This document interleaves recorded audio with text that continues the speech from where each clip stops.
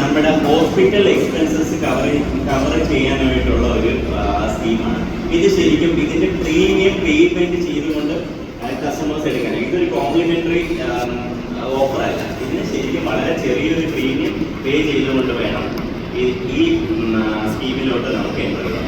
ഇത് 2 ടൈപ്പാണ് ഈ സ്കീം വരുന്നത്.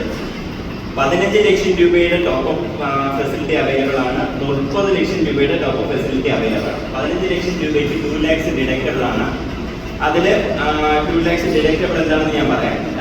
30 lakhs 30 ലക്ഷം രൂപയ്ക്ക് 3 lakhs ഡിഡക്റ്റബിൾ ആണ്. ഈ 2 lakhs 3 lakhs ഞാൻ പറഞ്ഞെന്ന് പറഞ്ഞാൽ ഇതെന്ന് പറഞ്ഞാൽ ഞാൻ ആദ്യമേ പറഞ്ഞു ഹെൽത്ത് ഇൻഷുറൻസ് ടോപ്പ് അപ്പ് ആണ്.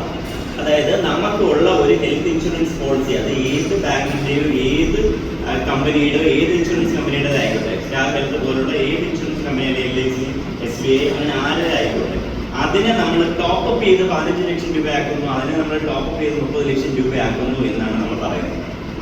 മനസ്സിലായി? ഇൻഷുറൻസ് അത് ഞാൻ അതിലോട്ട് ഞാൻ പറയാം. അപ്പോൾ അത് ടോപ്പ് അപ്പ് ചെയ്ത് നമ്മൾ 15 ലക്ഷം രൂപ ആക്കണം. അതായത് 2 ലക്ഷം രൂപയുടെ ഡിഡക്റ്റബിൾ എന്ന് പറഞ്ഞ സാധനം ടോപ്പ് അപ്പ് ചെയ്ത് നമ്മൾ 15 ലക്ഷം. ഈ 2 ലക്ഷം രൂപയുടെ കവറേജ്, അതായത് നമുക്കൊരു 5 ലക്ഷം രൂപയുടെ ഹോസ്പിറ്റൽ എക്സ്പെൻസ് ആയി, എനിക്ക് 15 ലക്ഷം രൂപയുടെ ടോപ്പ് അപ്പ് ഫെസിലിറ്റി ഉണ്ട്. വേറൊരു ഇൻഷുറൻസ് കമ്പനിയിൽ എനിക്കൊരു 2 ലക്ഷമോ 3 ലക്ഷം രൂപയുടെ കവറേജ് ഉള്ള ഒരു സ്കീമുണ്ട്. അതല്ല ഇല്ലെന്ന് തന്നെ ഇപ്പോൾ എനിക്കൊരു 5 ലക്ഷം രൂപയുടെ ഹോസ്പിറ്റൽ ബില്ലായി, നമുക്ക് ഈ പറഞ്ഞിരിക്കുന്ന ആദ്യത്തെ 2 ലക്ഷം രൂപ ബേസ് പോളിസി ഉണ്ടെങ്കിൽ മാത്രമേ ആദ്യത്തെ 2 ലക്ഷം രൂപ നമുക്ക് കിട്ടത്തുള്ളൂ.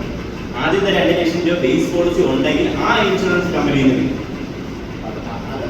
ആ 2 ലക്ഷം രൂപ ആ ഇൻഷുറൻസ് കമ്പനിയിൽ നിന്ന് ബാക്കിയുള്ള 3 ലക്ഷം രൂപ നമുക്ക് ടോപ്പ് അപ്പിലൂടെ നമ്മുടെ ബാങ്കിൽ നിന്ന് പ്രൊവൈഡ് ചെയ്തിരിക്കുന്നത്. ബജാജ് അലയൻസുമായിട്ടാണ് നമുക്ക് ടൈപ്പ് വന്നിരിക്കുന്നത്. അവർ നിർബന്ധമില്ല, ഇല്ലാത്തവർക്ക് ആ 2 ലക്ഷം രൂപ കിട്ടത്തില്ല. ബേസ് 3 ലക്ഷം രൂപ ആദ്യത്തെ കവറാണ്. ഇത് വരത്തില്ല, 2 ലക്ഷത്തിന് പുറത്തേ വരത്തുള്ളൂ.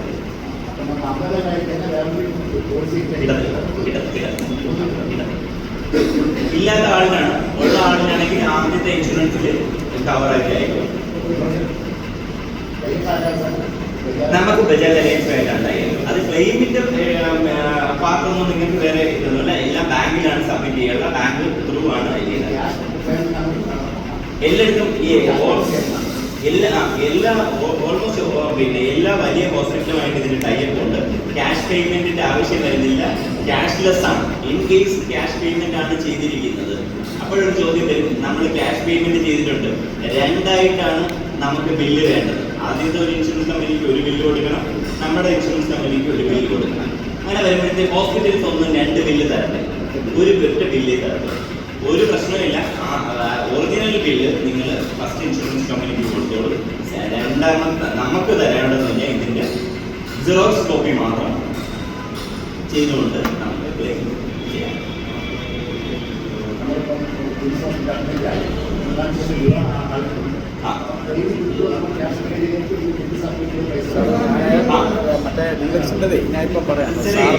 ഓൾറെഡി നമ്മുടെ എക്സ്പാൻഡ് ഹോസ്പിറ്റൽസ് ആണ്, ക്യാഷ്ലെസ് ഫെസിലിറ്റി അവൈലബിൾ ആണ്. ചെയ്യുന്ന സമയത്ത് തന്നെ ഇവര് ചോദിക്കും പിന്നെ ഇൻഷുറൻസ് കവേർഡ് ആണോ അല്ലെന്ന് ചോദിക്കും.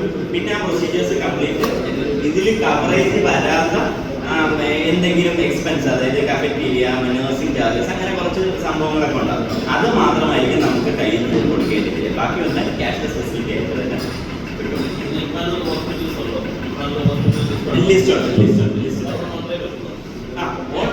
ഓൾമോസ്റ്റ് എല്ലാ ഹോസ്പിറ്റലും ഇപ്പോൾ ഇൻഷുറൻസ് ടൈപ്പ് ഇല്ലാത്ത ഹോസ്പിറ്റൽസ് വളരെ കുറവാണ്. അത്രയും ചെറിയ ഹോസ്പിറ്റൽസ് ഒക്കെ മാത്രമേ ഉള്ളൂ. ശരിക്കും എൻ്റെ ഒരു ലോജിക്ക് എന്ന് പറയുന്നത്, നമ്മൾ ഒരു 10 ലക്ഷം രൂപയുടെ എക്സ്പെൻസ് വരുന്ന ഒരു പിന്നെ ചികിത്സയ്ക്ക് പോകുന്നു, നമ്മളൊരു ചെറിയ ഹോസ്പിറ്റലിൽ പോകുന്നില്ല. നമ്മളെല്ലാ ഫെസിലിറ്റിയും ഉള്ള നമ്മുടെ ബോഡിയിലെ നമ്മളെല്ലാ ഫെസിലിറ്റിയും ഉള്ള ഒരു സ്ഥലത്തേക്ക് പോകുന്നു. ഓൾമോസ്റ്റ് എല്ലാ ഹോസ്പിറ്റലും 95% ഹോസ്പിറ്റൽസ് കവർ ചെയ്യും.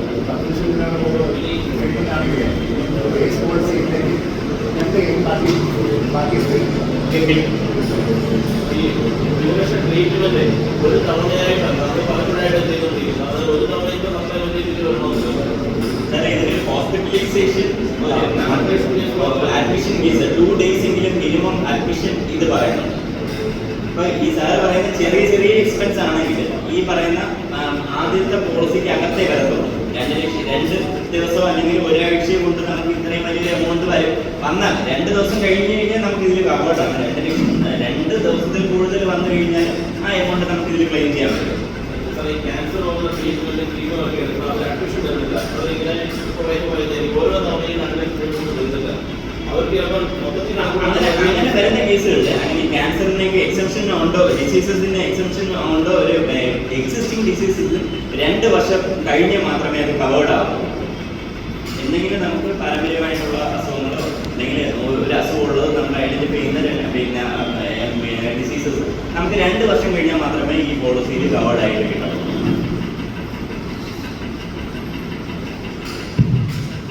ഇതിന്റെ പ്രീമിയം വരുന്നതെന്ന് പറഞ്ഞാൽ വളരെ ചെറിയ പ്രീമിയമാണ്. 2 കിഡ്സ് 2 അഡൽട്സ് 2 കിഡ്സ് വരുന്ന ഇതിന് 15 ലക്ഷം രൂപയ്ക്ക് 1995 രൂപയാണ് ഇയർലി പ്രീമിയം വരുന്നത്. ഇത് എല്ലാ വർഷവും റിന്യൂ ചെയ്യേണ്ടതാണ്.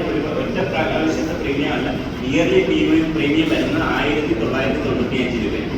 ഇത് 30 ലക്ഷം രൂപയാണെങ്കിൽ 2 കിഡ്സ് 2 അഡൽട്സ് വരുമ്പോഴത്തേക്ക് ഏകദേശം 2495 രൂപയാണ് വരുന്നത്. ഇത് നമ്മുടെ ഇത് കോംപ്ലിമെന്ററി അല്ല, ഇത് നമ്മുടെ അക്കൗണ്ടിൽ നിന്ന് നമുക്ക് ഡെബിറ്റ് ചെയ്യപ്പെടും. നമുക്ക് താല്പര്യമുണ്ടെങ്കിൽ ഇത് ഓപ്ഷനിലാണ്, നിങ്ങൾക്ക് വേണമെങ്കിൽ എടുത്താൽ മതി. ഇത് കമ്പൽസറി ആയിട്ട് നിങ്ങൾ എടുത്തിരിക്കണമെന്ന് പറയുന്നില്ല. ഇത് നിങ്ങൾക്ക് വേണ്ടി മാത്രം ഇത് ചെയ്തിരിക്കുന്ന ഒരു പ്രോഡക്റ്റ് ആണ്. ഇത് നോർമലി ബാങ്കിൽ ചെന്നിട്ട് ഞാൻ ബാങ്കിൻ്റെ ഒരു കസ്റ്റമറാണ്, ഞാൻ പക്ഷേ സാലറി പാക്കേജ് കസ്റ്റമർ അല്ല, ഞാൻ ബാങ്കിൻ്റെ ഒരു കസ്റ്റമറാണ്, എനിക്ക് ഈ ഹെൽത്ത് ടോപ്പപ്പ് എന്ന് ചോദിച്ചു കഴിഞ്ഞാൽ തരത്തില്ല. കാര്യം ഇത് സാലറി പാക്കേജ് കസ്റ്റമേഴ്സിന് മാത്രമായിട്ട് ബാങ്ക് ഡിസൈൻ ചെയ്തിരിക്കുന്ന ഒരു പ്രോഡക്റ്റ്. എന്ത് സാർ